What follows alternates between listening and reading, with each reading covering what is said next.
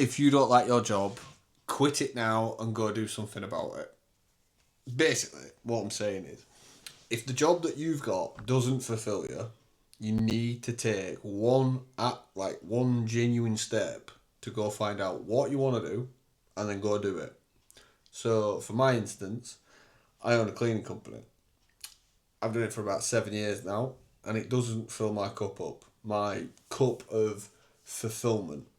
I might be good at it. Some people might not think I'm good at it, but I've done it for 7 years. But it's just got to the point now where I'm doing it because it pays the bills, but I'm like, it's just sucking the soul out of me. So I'm going to open with, you literally need to find what makes you happy and go do it.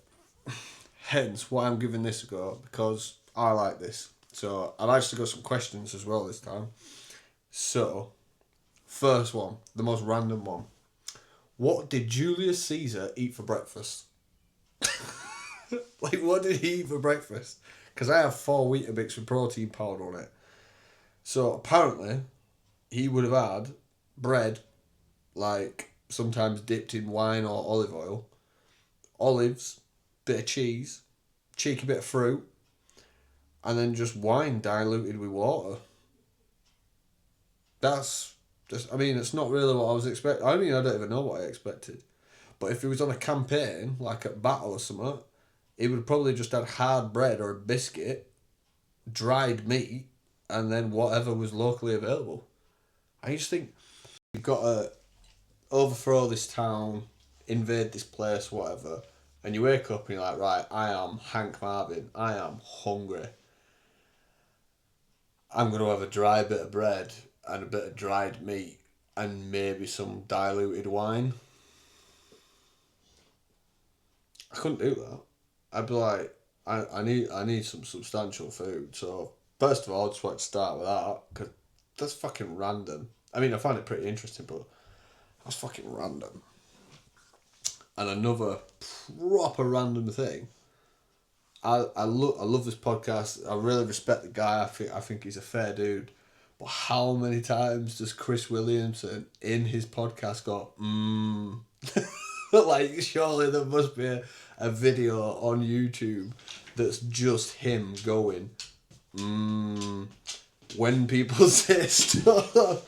Because when I'm at work, I have my AirPods in and I'm listening to it, and I'm like, yep, got it on, right, I'll crack on and start cleaning, start doing my job.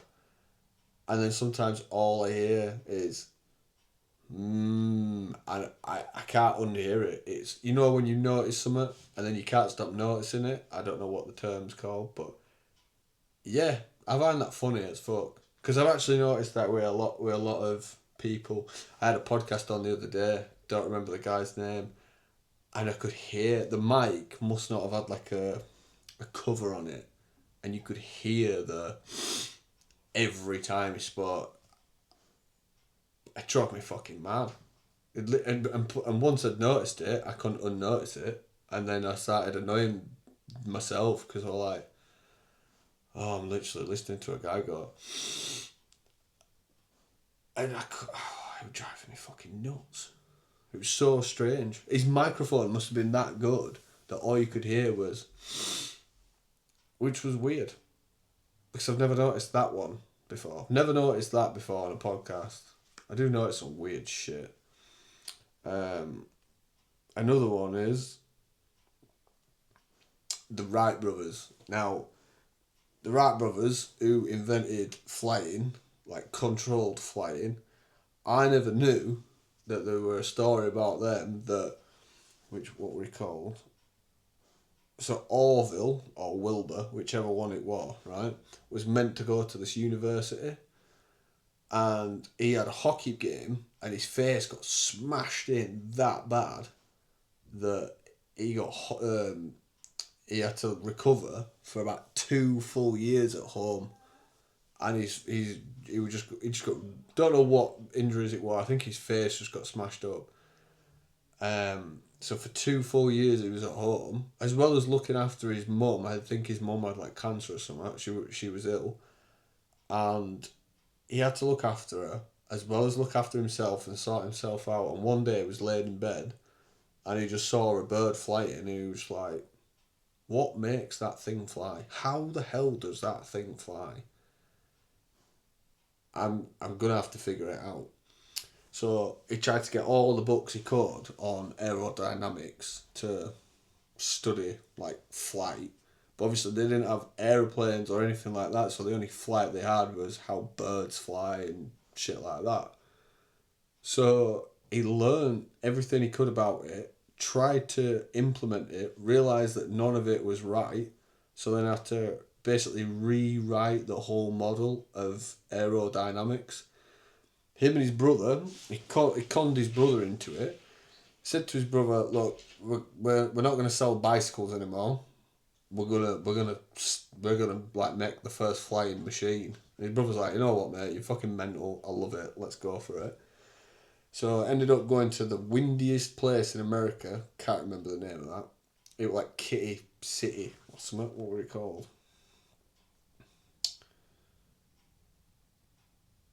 Kitty Hawk, that were it. And they went there, and then they were like testing little bits out. Went back home, built a wind tunnel, and then yeah, just by trial and error, absolutely smashing the faces in left, right, and centre. They made one.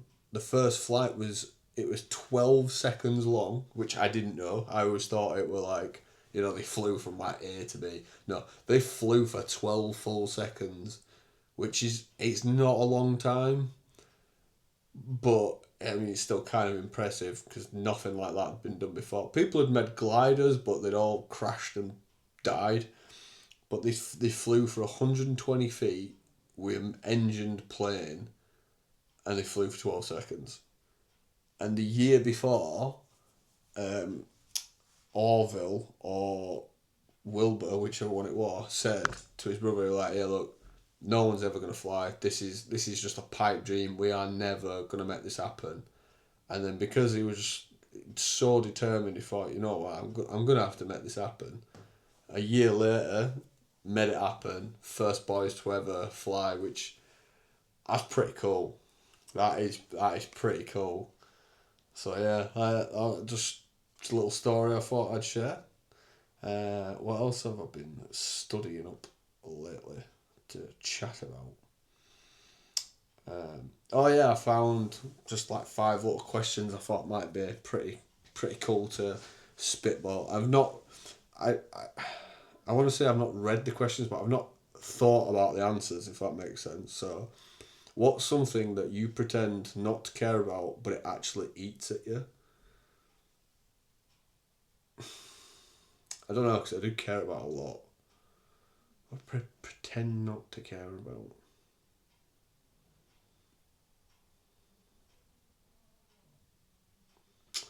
I no, I can't say that because I do care. I might have to come back to that one because normally I'm quite opinionated. If I give a shit about something, I normally just say it there and then. Not in like a dickhead way. I'm not trying. I don't want to ruin anyone's day, but I'll straight up be honest with people. It's like, saw a bloke the other day. I'm talking to him. We were at a social gathering and saw him 20 minutes later. I went up to him and I just whispered him in his ear like, "Hey mate, come on," leaned over like, "Yeah, your fly's down. Just zip it up." And he just looked at me and he went, "Nobody else has told me that for the last 10 minutes. Thanks for telling me." And I'm like, "No problem. Just your fucking flies down. I'm just going to tell you." I went into the shop the other week and the lady had like just a bit of fluff on her face. So when I went in, I was like, "Oh, hi, so and so." I was like, "Oh, you've got a bit of fluff on your face." And she was like, "Oh my god, that must have been there all day." And I went, "Oh, well, don't worry about it. You've gone now." And she's like, "I know, but I've served people all day and not one person said it." And it happens all the time. I always think, why the fuck would you not tell someone? It's like when someone's got something in the teeth, just say to them, "Excuse me, you've got something in your tooth." And if they say, "Oh my god, where?" explain where it is and tell them to get it out. If they want to get it out, obviously they don't have to. But I always look at it as, I would want to know. If I had something in my tooth, I'd want to know. If my fly were down, I'd want to know. If I had a bit of fluff on my head, I'd want to know. Um, if you had a life narrator, what would they be roasting you for right now? Not pursuing my dreams fast enough with how much whinging about my current life I do. Now, I'm very grateful for where I am and what I have. I feel quite lucky. Um, but I do a lot of whinging, saying I want more. Not like, oh, I want more material stuff, just more like financial freedom and shit like that.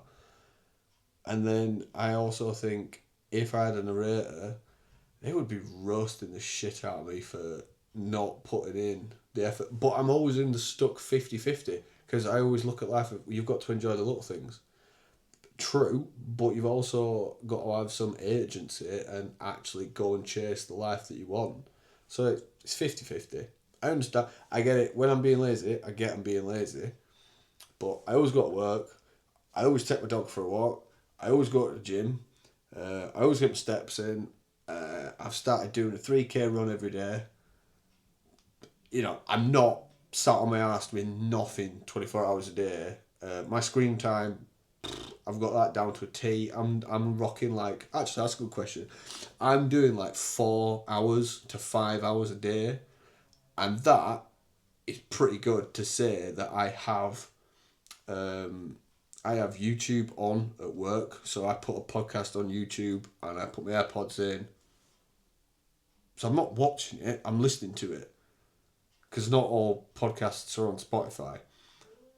So to say that I'm doing that, a 4 hour or 5 hour a day average screen time, I think that's pretty damn good. Especially in this fucking day and age, a lot of people's is just astronomical. So have a look at your screen time, see what it is, and drop a comment if anyone wants to comment. Drop a comment and see what your screen time is, because I bet you'd be interested. And if you don't have it on, turn it on, and next week come back and drop a comment of holy shit, I have 8 hours a day and it's all on TikTok. You'd be very interested to see that.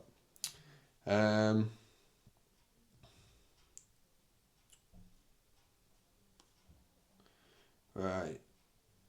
What's the most irrational thing you believed but refused to let go of?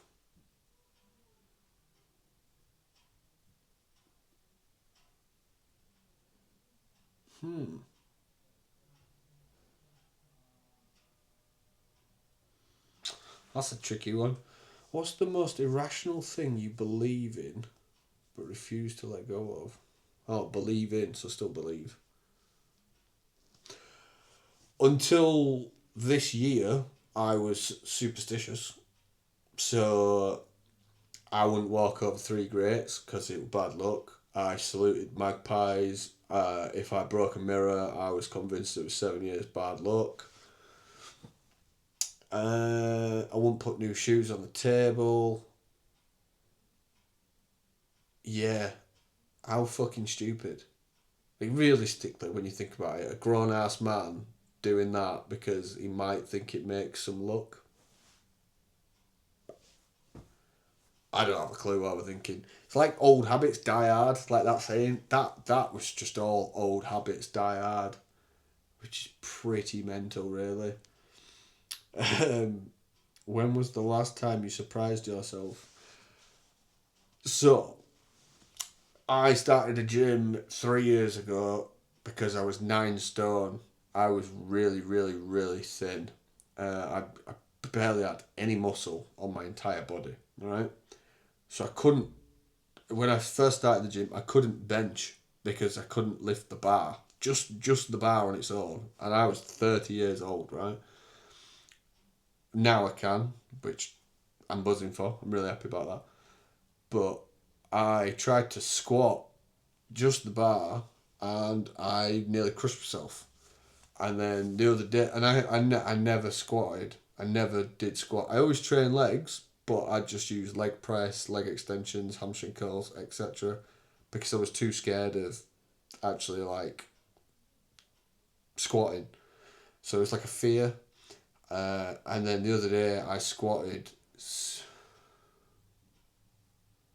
80 kilo for a couple of reps. And when I re-racked it, I was very proud of myself. I was really fucking proud of myself because that to me is a huge achievement, like really, really big. So if your current routine had a warning label, what would it say? Cold water in the morning is fucking cold.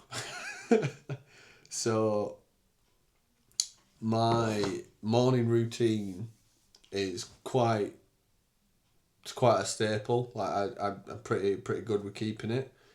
So I get up. So I have my alarm for 5:30. I normally get up at 10 to 5, 5, quarter past 5. I just wake up. So I get up. I go straight. So I'm on the top floor. I go straight down the first flight of stairs. I go to the loo, and then I sit on the landing and I get my clothes on that I've got out the night before, and then I come down the other flight of stairs and I see my dog, and then I put his lead on. I tie it around my waist, and we go for a morning run now. Before it was a walk, now it's morning run. So we do the 3K run. We come back, and then I have my Weetabix. So Weetabix, scoop of protein, splash of milk, bit of honey, mix that up, eat that. Then I go for a shower. Then I come back down, and if the wife's up, we'll sit and have a coffee together. And that's like a nice little morning thing that we do. We'll sit and have a coffee together. If she's not up, I'll just crack on and start making my dinner straight away. So, when I have my shower, I like to turn the shower on. So while it's still cold, while it's gonna get hot, I literally just go straight under, so it's like a shock. Have a shower like normal wash, and then I always put it on freezing cold to end with, because I'm like, if I can do this at the start of the day, the rest of the day is just not going to bother me. And I like it. I've got a cold plunge outside. I don't have it filled up all the time. I don't have like a filter on it and stuff, which I probably should get, because I do like going in them.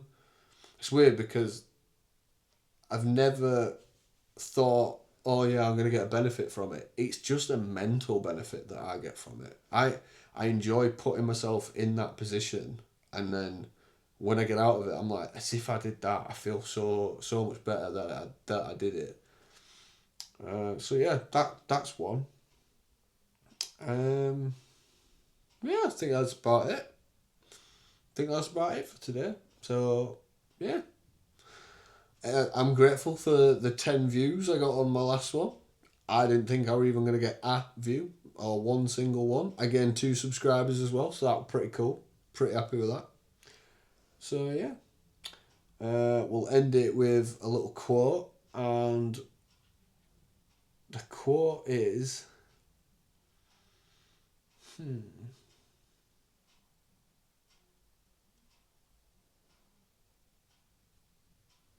I think I said that one last time. Oh, here you go. The life you want to live is on the other side of cringe. So basically, you might find it cringy now to do these sort of things, but once you get over it and accept it, you'll start living your best life. You won't even care, and all it is because it's new. It's, you've never done it before, which is fucking obvious. Like, if you start something new, one, you're not normally going to be good at it unless you're just naturally gifted. Like, I was on my way from one job to another the other day, and I listened to episode 1. I enjoyed it. I was in the car and I'm driving, and I'm like, I kind of like this. I was pretty impressed. I didn't think this was the weirdest thing I've ever done. I didn't feel like it was the most embarrassing thing I've ever done. Yeah, I'm pretty fucking happy with it, to be honest. I kind of liked it. So I thought that was kind of cool. So anyway, peace and love. Shout out to you. I hope you have a fucking good day. And I'll see you again in 2 days for episode 3. And if you've got any questions, drop them down below. Have a good one.